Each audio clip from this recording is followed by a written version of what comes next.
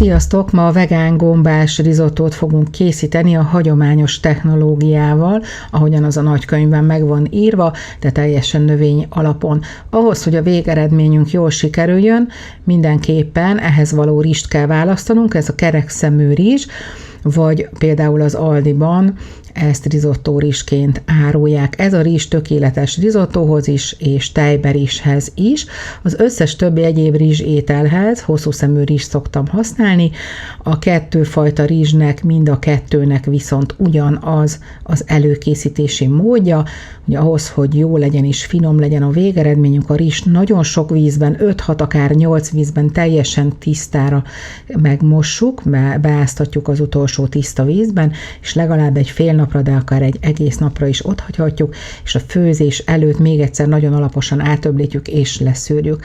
Ehhez a recepthez szárazon 200 g rizottórizst készítettünk elő, és hozzá kell még adnunk majd cashew tejszínt, ugye ezt is a főzés előtt elkészítjük, és még egy dolgunk lesz, hogy 1 egész liter vizet a fazék mellé bekészítsünk, ez nagyon fontos.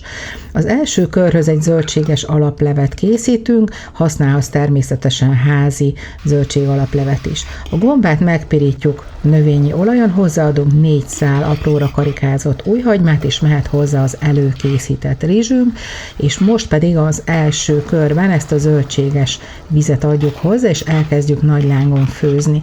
Az 1 liter vizet, amit oda készítettünk, ebbe a kis kancsókba, 200 ml-es adagokban mindig adjuk hozzá, hogy felszívja a rizs, mindig adjuk hozzá a vizet, egész addig, amíg 1 deci marad a kancsónkhoz, és ehhez öntjük hozzá az utolsó körhöz a sörélesztő pelyhet és a cashew tejszín, és ezt adjuk utolsóként hozzá egy marék petrezselyem társaságában. Most még egész hígnak tűnik, de ez nem baj, még fel fogja majd szívni ezt a mártást, az utolsó kört.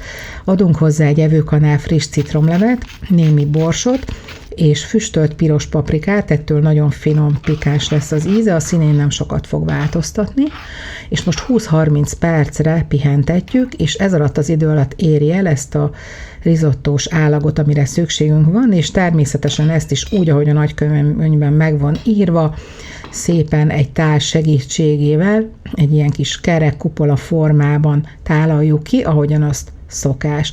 Ugye a rizottó rizsnek ilyen szaftos, kanalazható állagúnak kell lennie, egy picit még megdíszítjük, és már tálalhatjuk is ezt a szívet, lelket melengető, igazán finom tavaszi ételünket. Köszönöm, hogy ma is itt voltatok velem a konyhámban, várlak szeretettel máskor is. Sziasztok!